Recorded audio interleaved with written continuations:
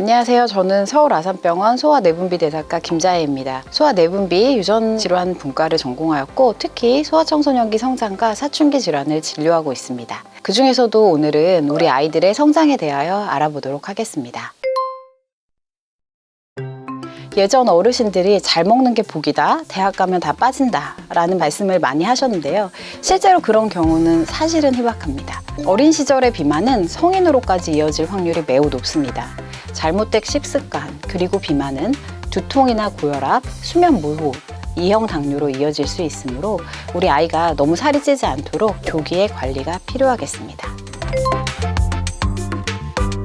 반대로 잘 크지 않아 걱정인 부모님들도 많은데 같은 성별과 연령대의 어린이 100명 중에서 키가 3등 미만인 경우를 저신장증이라고 합니다.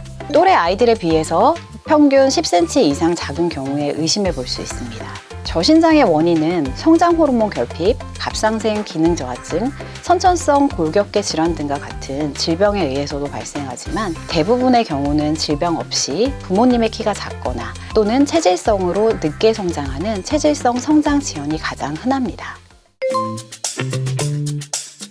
성장판 검사는 왼쪽 손목의 엑스레이 촬영이 가장 정확한 검사 방법입니다. 나이에 따라서는 검사하는 부위가 다르기도 하는데 팔꿈치나 어깨뼈의 엑스레이 또한 같이 찍을 수도 있습니다. 뼈 나이와 현재 연령, 현재 키를 이용해서 최종 신장을 예측할 수는 있지만 나이가 너무 어리거나 너무 많으면 최종 성인 신장의 예측이 어렵고 사춘기 시기나 사춘기의 진행 속도, 성장 속도에 따라 많은 오차가 발생할 수 있어서 대략적인 예측만 가능합니다. 성장 호르몬 결핍은 혈액 검사로 진단할 수 있습니다. 성장 호르몬의 자극에 의해 간에서 생성되는 호르몬인 IGF-1 검사는 비교적 하루 동안의 변화량이 적기 때문에 성장 호르몬 자극 검사보다 간편하게 시행할 수 있습니다.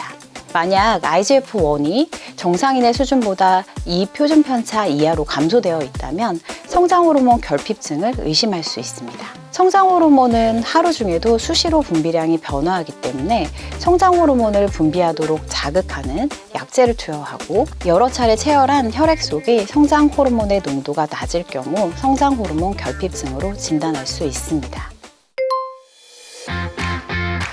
저신장증으로 진단이 되게 되면 보통 성장 호르몬 치료를 통해 해결할 수 있습니다.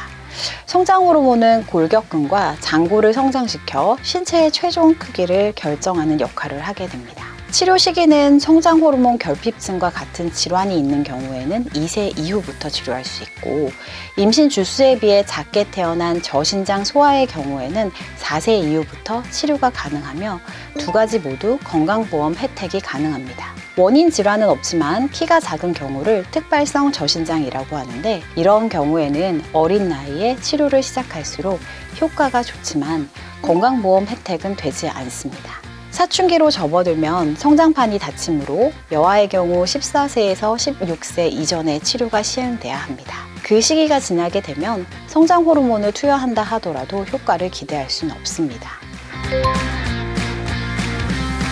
성장 호르몬 주사는 성장 호르몬 분비가 부족한 아이들에게는 효과가 있지만 호르몬 수치가 정상이며 키가 정상 범위에 있는 아이들에는 효과가 별로 크지 않습니다. 성장 호르몬 주사는 성장판이 충분히 열려 있고 투여 시작 나이가 기간에 따라서도 효과가 다양하기 때문에 정확한 진단에 따른 적절한 용량과 투여가 중요합니다. 성장 호르몬 주사의 부작용으로는 척추측만증, 고관절 탈구, 일시적인 고혈당, 두통, 부종, 구토 등이 생길 수 있으므로 부작용에 대한 검사를 병행하면서 치료를 지속해야 합니다.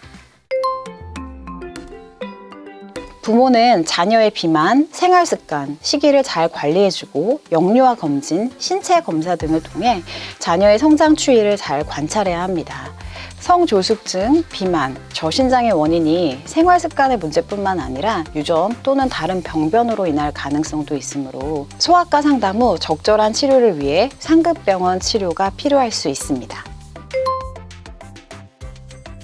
저신장의 경우 성장 호르몬 치료가 어린 나이에 시행될수록 최종 성인 키의 향상이 이미 보고가 되어 있으며 특히 6세 이전에 치료가 된 경우에 최종 성인 키의 신장이 보고되어 있는 상태입니다.